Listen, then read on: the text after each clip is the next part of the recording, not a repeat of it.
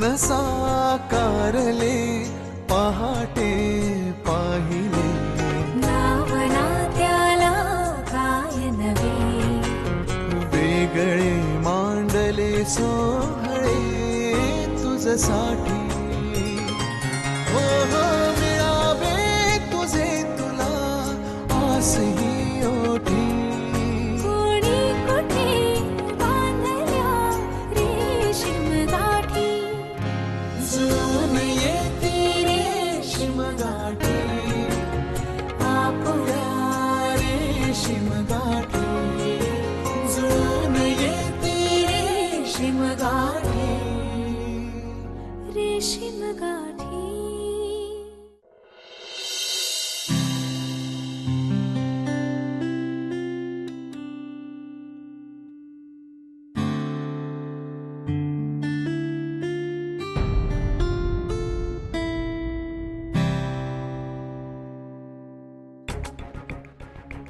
मेघना मेघना मेघना मेघना मेघना तिला तर ताप आहे. मेघना मेघना मेघना उठ.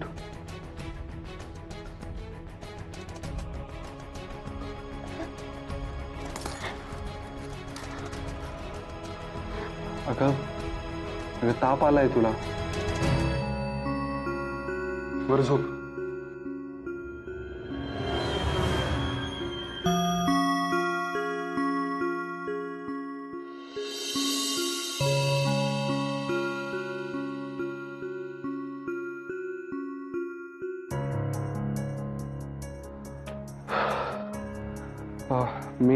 मी डॉक्टरांना घेऊन येतो. आलोच.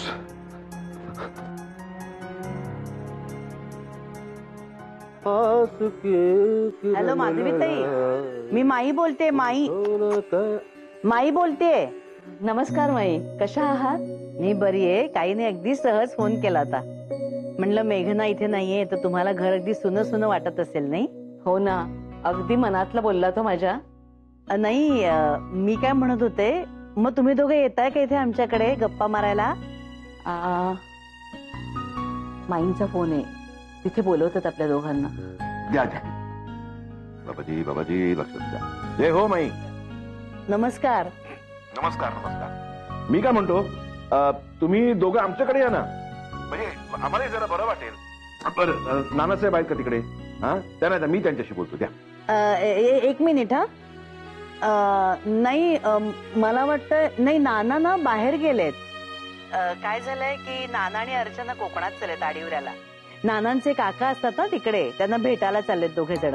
त्यामुळे जरा गडबडीत येत नाना. हो हो हो, मला तुम्ही सांगितलं. मग काय ठरतंय तुमचं? येताय का दोघं इकडे? नाहीच जमते का?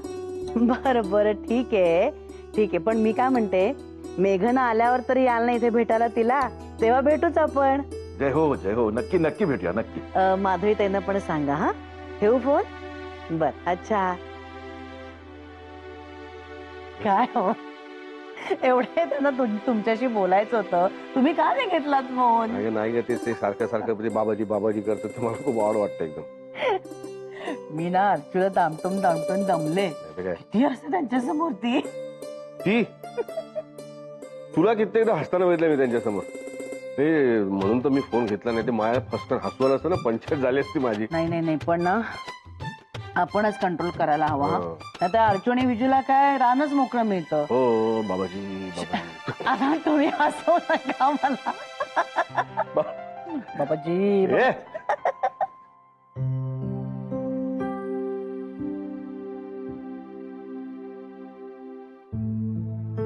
हे बघा, काळजी करण्याचं काही कारण नाहीये. साधा सर्दी आणि ताप आहे हो. आता लग्न म्हटलं तर ही धावपळ आणि हे सगळं व्हायचंच. बरं, मी औषधं लिहून देतोय, तुम्ही मागवून घ्या ती.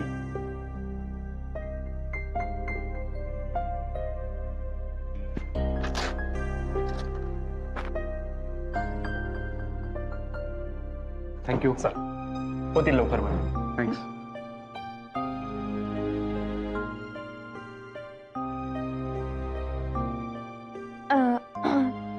ते आपण जाऊयात का घरी परत? त्याशिवाय नाही बरं वाटणार मला. अगं पण घरी जाण्यासाठी अंगात त्राण तर असायला हवा ना. आधी बरी हो, मग जायचंच आहे घरी.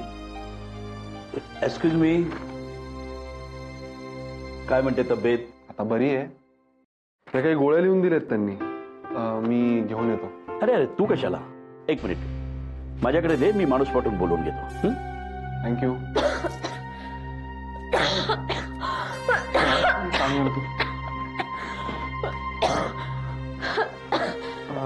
थांब थांब आदित्य, तिला पाणी देऊ नकोस. पाण्यामुळे आणखी ठसका वाढेल. तू एक काम कर, हळूहळू तिच्या पाठीवरून हात फिरव.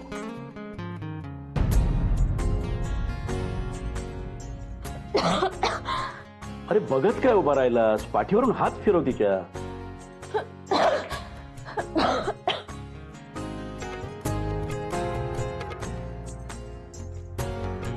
मी येतो आणि ही औषधं पाठवून देतो.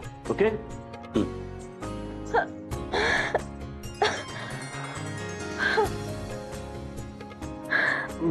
मी गरम पाणी घेऊन येतो तुझ्यासाठी. आलोच.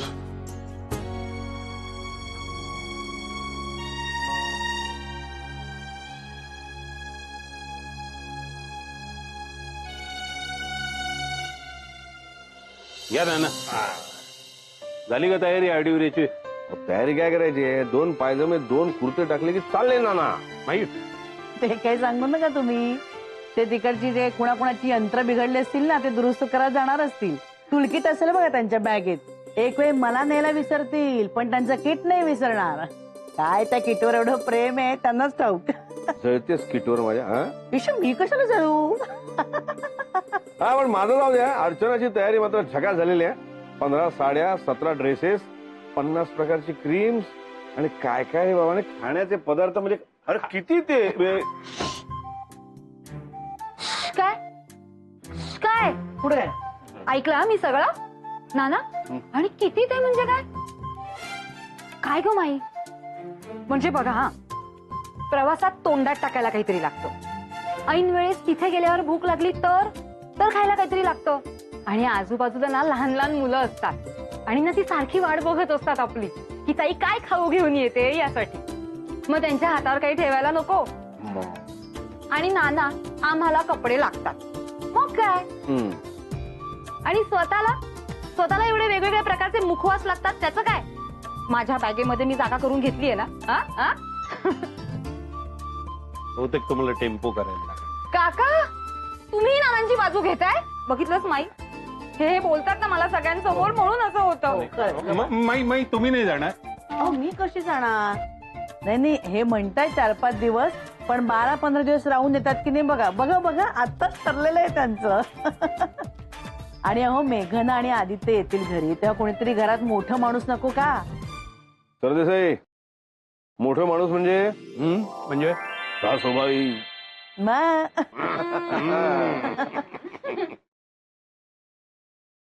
जय हो बाबाजी.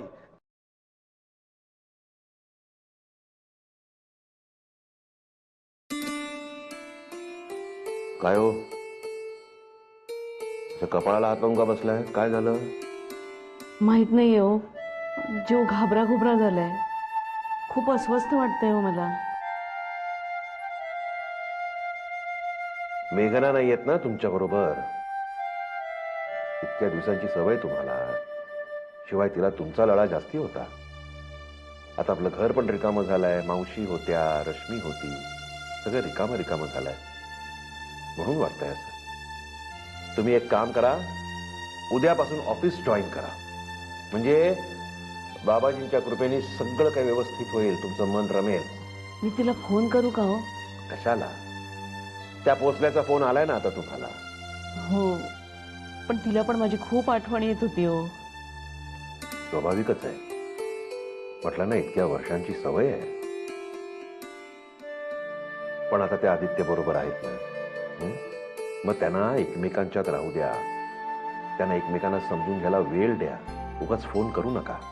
ते आता भरल्या घरात जाव्यात, चांगल्या घरात जाव्यात, चांगल्या माणसात मिसळाव्यात, हीच आपली इच्छा होती. आता तसं झालंय ना, मग आता त्यांना एक चांगली सून, त्या घरची चांगली मुलगी म्हणून राहू द्या.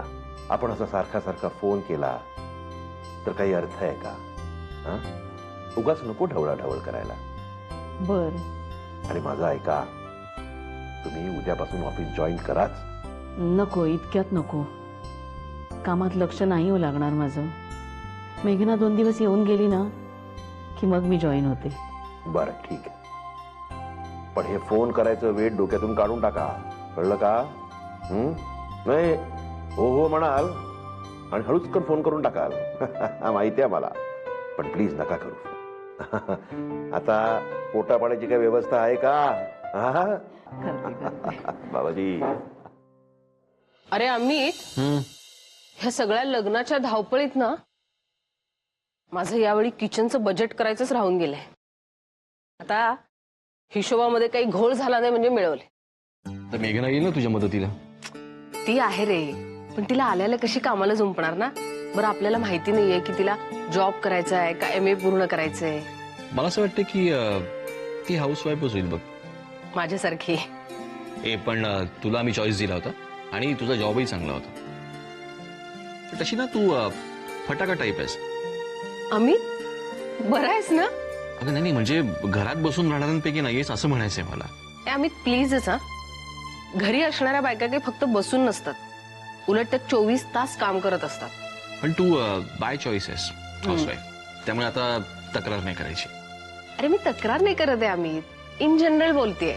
म्हणजे मला मान्य आहे की आपल्याकडे घरी काम करणाऱ्या बायकांना कमी नाही लेखलं जात, पण बाकी सगळीकडे असं होतं ना रे. अरे त्या मेघनाच्या आईच बघ ना. अरे हो, ते मेघनाची आई आता एवढी जॉब वगैरे करते, पण ते आहेत ना, मला वाटत नाही बरं का ते तिला रिस्पेक्टफुली वागवतात. ते म्हणजे त्या बिचाऱ्यांना अशा सतत घाबरलेल्या दबलेल्या अशा टेन्शन मध्ये असतात नाही का रे. म्हणजे माझं एक असं जनरल ऑब्झर्वेशन आहे. नाही मलाही जाणवलं तसं, म्हणजे आपल्या सगळ्यांनाच जाणवलं असणार, पण कशाला दाखवायचं. अमित पण मला काय वाटतं ना, मेघनाला काय करायचंय ना हे तिला ठरवू द्या. म्हणजे तिला MA पूर्ण करायचंय, जॉब करायचंय, हा निर्णय तिला घेऊ द्या. हा आपण त्याच्यामध्ये नको पडूया. ते तर आहेच का, पण विजया त्यांची प्रायव्हसी, त्यांचं स्वातंत्र्य जपूनच त्यांच्याकडे लक्ष द्यायला हवं. जर का कुठे चुकले तर मोठा भाऊ या नात्याने वाईटपणा पत्करून का होईना, पण त्यांना ते सांगायला हवं. You know. I know. कर आता बजेट.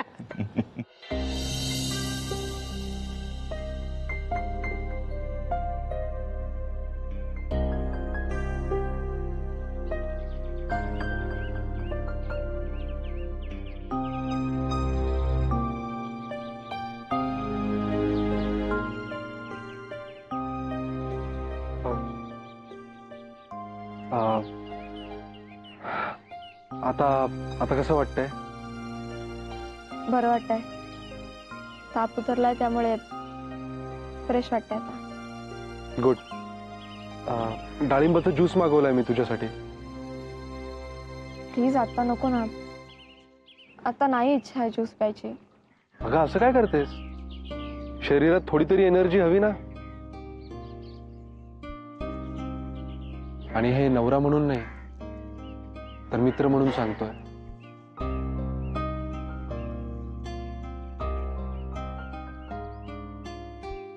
प्लीज आता नको. का नको? अहो डाळिंबाने खोकला कमी होतो.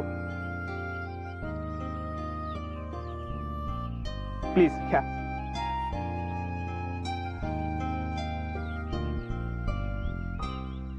प्लीज माझ्यासाठी नाही, निदान तब्येतीसाठी तरी घे. थँक्यू.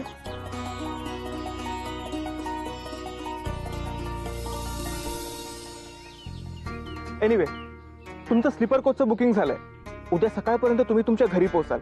ओके. थँक्यू.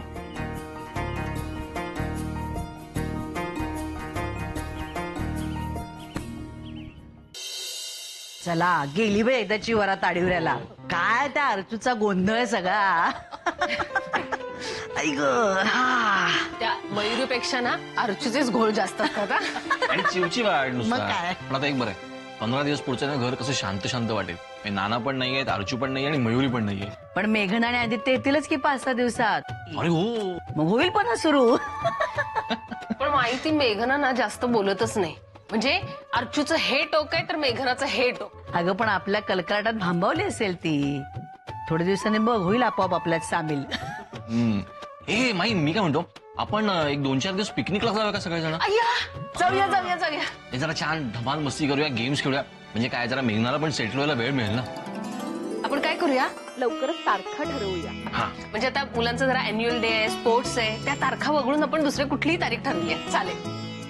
माई मी काय म्हणतो, आपण त्या ह्यांना विचारायचं का? ए सरदेस आणि राणे का नको. अगं तिला कसं वाटेल, आकोड होईल तिला. आपली गोष्ट वेगळी आहे. नाही ते नाही ग, अगं ते हे आपले हे अगं ते हे ग ते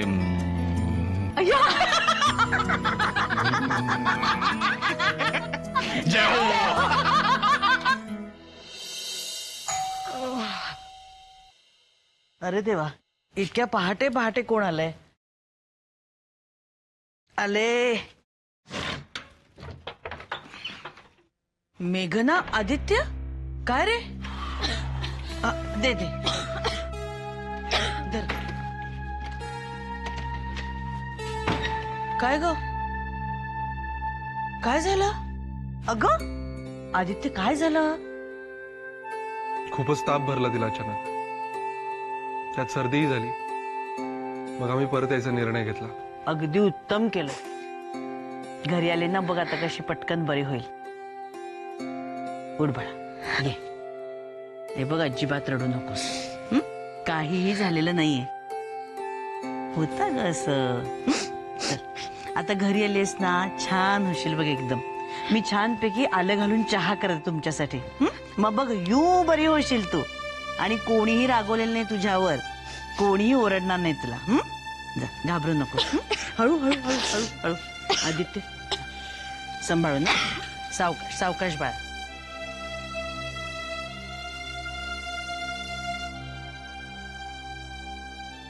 पोरीने कसलं एवढं टेन्शन घेतलंय कोणास ठाऊक. पण आदित्य घेऊन आला इथे ते बरंच झालं. शहाणपणाच केला आदित्यने. माई, हो ग. मी आलाय का? हो. बेल वाजल्यासारखं वाटलं मला. कोण आलंय?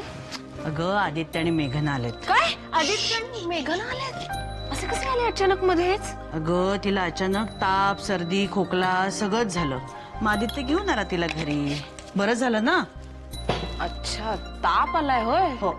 पण ताप आला असता तसं औषध गोळ्यांनी गेलाही असतं ना परत. हो ग. त्यासाठी असं निघून कशाला यायला पाहिजे?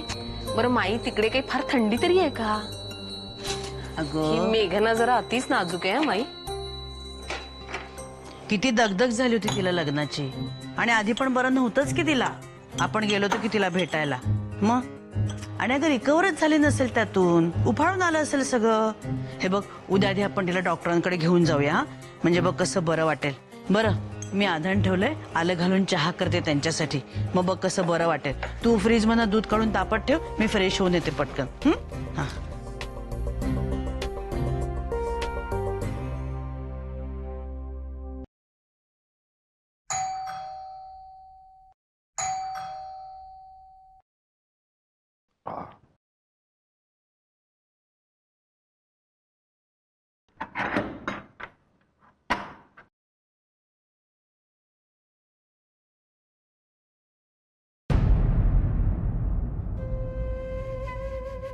नमस्कार.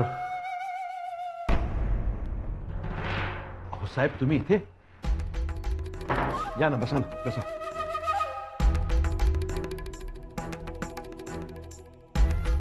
साहेब तुम्ही इथे कशाला आला? म्हटलं त्या दिवशी लग्नात पंचपक्वान्न खाल्लाय, आता पुन्हा इथे यायची वेळ येणार नाही. हो, ते लग्नाचं जेवण झालं, पण एक वेळ लग्नाचं जेवण जेवलो म्हणून रोज भूक लागत नाही का?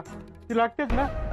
नाही ते बरोबर आहे, पण म्हटलं इतकं स्पेशल जेवण, त्याची चव बरेच दिवस तुमच्या जिभेवर रेंगाळेल. नाही साहेब, कसं आहे, 2 घरं झालीत तुमची. एक तुमचं आणि दुसरं जावई बापूंचं. आणि जावई बापूंच्या मालकीची मोठी वाडी आहे म्हणे. हे बघा साहेब, मी माझ्या जावयाच्या खर्च पाणी सुद्धा पित नाही असा माणूस आहे मी. आणि प्लीज म्हणजे त्यांच्यापैकी कोणाचाही याच्याशी काहीही संबंध नाही. हा हे लक्षात असू द्या. लक्षात आलं, पण लक्षात राहीलच याची खात्री देता येत नाही. नाही साहेब, मी खात्री करून देतो ना. हा बसा 2 मिनिटं बसा, मी आलोच.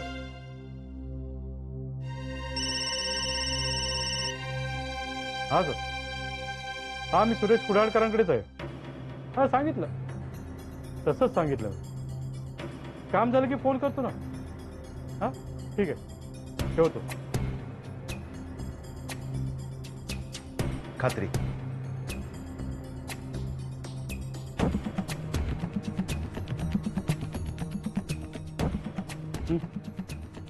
काय झालं साहेब? हो टोमॅटोनं काय होणार आहे, निदान कांदे तरी द्यायचे होते. नाहीतर कांद्यासाठी तुमच्या जावयाकडे. अहो साहेब 2 टोमॅटो म्हणजे 1 कांदा घेतल्यासारखंच आहे. काय आहे, कांद्यामुळे कुणाच्या डोळ्यात अश्रू नको ना यायला. हा, आणि मुख्य म्हणजे तुमच्या मुलीच्या आणि जावयाच्या. साहेब साहेब पुन्हा एकदा सांगतो, त्या लोकांचा याच्याशी काही संबंध नाहीये साहेब. आणि तुम्ही हे आता ठेवून घ्या ना, नंतर मी देतो ना. विश्वास ठेवा साहेब, खरंच. ठीक आहे, विश्वास ठेवतो तुमच्यावर. पण असाही हुकमाचा एक्का हा आमच्या हातात आहे, आणि तुमच्या जावई बापूंच्या हातात कसा द्यायचा ते त्याची गरज नाही पडणार साहेब. मी स्वतः तुमच्याकडे कांदे आणून पोचवतो ना. हा प्लीज प्लीज. हा या. ठीक आहे.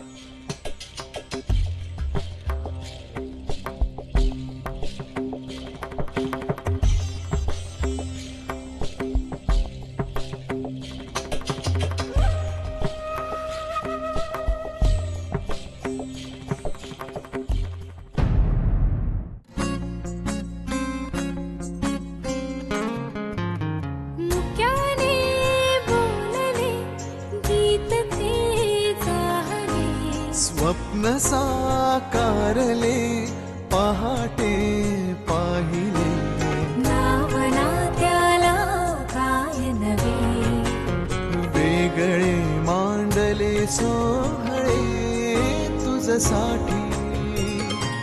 हो हो मिळावे तुझे तुला आसही ओठी, कोणी कुठे बांधल्या रेशीम गाठी, जुळून येती रेशीम गाठी, आपुल्या रेशीम गाठी, जुळून येती रेशीम गाठी, रेशीम गाठी.